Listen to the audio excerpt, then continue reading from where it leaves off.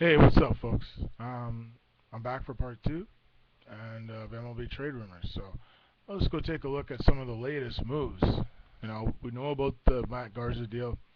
There has been a few minor league deals that have happened. The recently released from Baltimore Orioles, I think a couple weeks ago, Jared Jurgen has signed with the Detroit Tigers. The thing is with the Detroit Tigers, they've had some serious injuries, and you look at their pitching, it hasn't been the best. I mean, Max Scherzer, he's still pitching good. He's had some blips here and there. Justin Verlander hasn't looked like invincible this season. He has made some bad pitches. This hasn't gone right. The closing situation in Detroit is dire, and the thing I've been hearing, through some people, television, radio, and some people I've talked to, some of my friends, I like baseball and stuff, and what I've been thinking recently, when I look at the Detroit Tigers situation for their closer, I look at Casey Janssen. I think last time I was listening to the Fan 590 in Toronto that now there has been some talk that maybe Detroit might try to pave the way to maybe making a deal with the Toronto Blue Jays to get their closer, Casey Janssen. I just don't know if Detroit and Toronto will make a deal. It depends what type of compensation that would come back in the deal. But the way I look at this, folks, I mean, I think a lot of you fans out there, you don't really care about the business of baseball, the future prospects in terms of trades and trade deadline moves. But if you want to think about a trade deadline move that happened back in 2008, and you saw the picture I pitched last night against Toronto Blue Jays. I watched the game last night, and Buck Martinez, the famous broadcaster, alongside Pat Tabler, were talking about a former great left-hand pitcher in Eric Bedard, who was at one time one of the top pitchers in the American League when he was with the Baltimore Orioles. And when you think about that deal with Seattle and Baltimore, I gotta admit, the Seattle Mariners lost in that deal. I mean, they gave up a very good young outfielder, and Andrew Jones has turned out to be an all-star, and Chris Tillman, a great young left-handed pitcher, who's really turned out to be an all-star too. So you think about that deal. I mean, Eric Bedard is no longer pitching for the Seattle Mariners, so you think of some of the moves the Seattle Mariners have made over the years have really blown up in their face.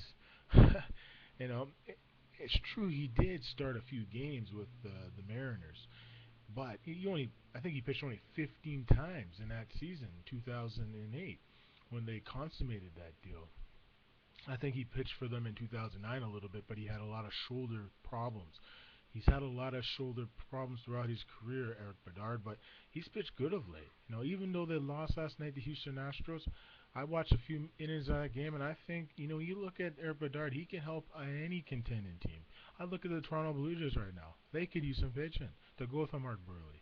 I mean, Ari Dickey has really struggled this year. And if you really think about it, I really feel that if the Toronto Blue Jays really want to get back into contention to get that second wild card, I think they should go take a run at Eric Bedard. I don't think they'll cost them a ton of money, a ton of players, maybe a couple prospects, okay, not the greatest prospects in your system to maybe acquire Eric Bedard, but he would be a good fit for the Toronto Blue Jays starting rotation. When you hear the news, after what I found out last night, that Brandon Morrow is pretty much done for the season with pretty much a nerve problem, when I look at that, I say, come on. Now, this is when you have to do something. If you're Alex Antropoulos, I mean, this is a move you have to make. I mean, we're getting closer to trade deadline. It's July 31st, next Wednesday. This is a key part of your season. And I don't know if they're just going to build for next season, but the Toronto Blue Jays, they still have a good team. Maybe you go get a bat and you bring in Eric Bedard. Who knows? You can maybe add some to that rotation that it doesn't really have. I mean, you're using Ishmael Rogers. I mean, he's pitching okay, but you can only get so many great starts from these young pitchers. It's about time they bring in a veteran, and I think Bedard could be that player that could really help him out. I hope they don't trade Casey Johnson, but the talk is, I think it's a possibility Detroit gets Casey Johnson, because when the Orioles acquired K-Rod this week, Francisco Rodriguez, I didn't see that deal coming. I didn't think St. Louis would let the Orioles get their guy. Never mind Boston Red Sox. I heard from a few sources that they were 100% in on Francisco Rodriguez, K-Rod.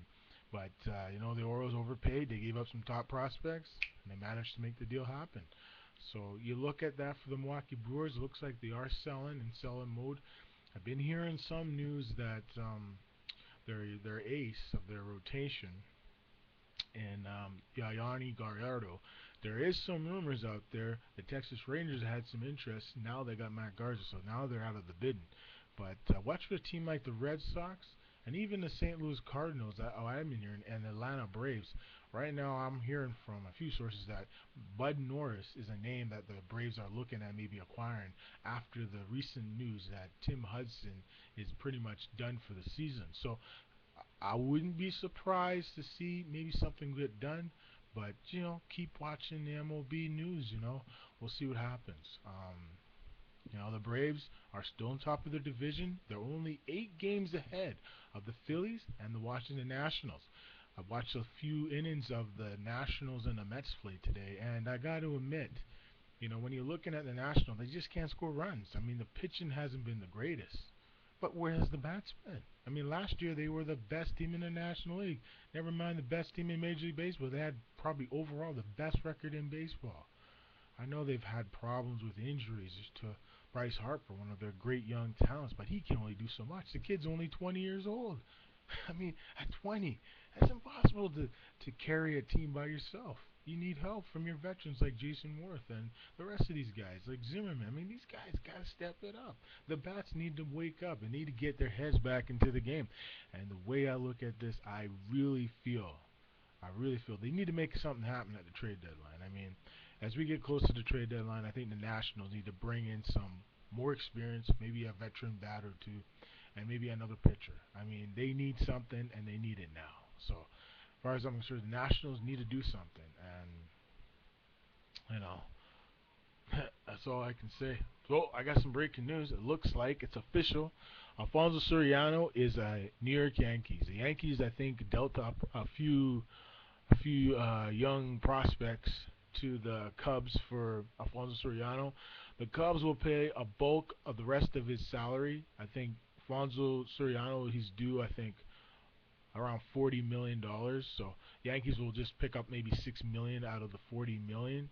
So we'll see what happens. So it's official from here from Fox that the Braves are in serious discussion in discussions over maybe acquiring a Jake Peavy, Irvin Santana, Yarny Gallardo, Kyle Loesch, and Bud Norris. So with the injury to Tim Hudson, I wouldn't be surprised if Frank Wren pulls a deal within the next 24 to 48 hours. Keep watching, folks, especially if you're a Braves fan. I think they need to get some pitching, and I think this is probably going to happen. With Alfonso Soriano, I think the Yankees finally got that insurance bat just in case A-Rod's not right. They need to score runs, and Vernon Wells and Lyle Overby did the best they could. Travis Hafner did the best he could. I think now their bats are getting tired, so now they bring in some more experience and someone who began his career as a New York Yankee, and Alfonso Soriano. Who he get traded for? Alex Rodriguez. And who has had the better career? Alex Rodriguez, unfortunately. And I felt with Alfonso Soriano, when he left, he was a second baseman. Now he's a left fielder. If he would have stayed at second base, he probably would have been a Hall of Famer. So that's what happens. And when they change you positions, you're never the same player. And plus, he's had a ton of injuries. He's just hadn't had the confidence in his bat. He's been on at least 4 teams in his career, Alfonso. So now he goes back to the Yankees from being a farmhand to being the guy. So we'll see what happens, folks. Thanks for watching. For MLB Trade Rumors, Mark Spencer is back in business on the scene, talking some baseball that all you fans want to see. And keep watching the games, folks. The games are getting interesting. The races are going to get good for August into September. The stretch run's coming. So enjoy baseball, folks. It's still a good game. I know you love your basketball. The basketball's been good. The NHL's been amazing. Soccer's been good. Football. The NFL's come back. The CFL has been brilliant. I watched the Edmonton Eskimos and the Montreal Alouettes yesterday. Great football game.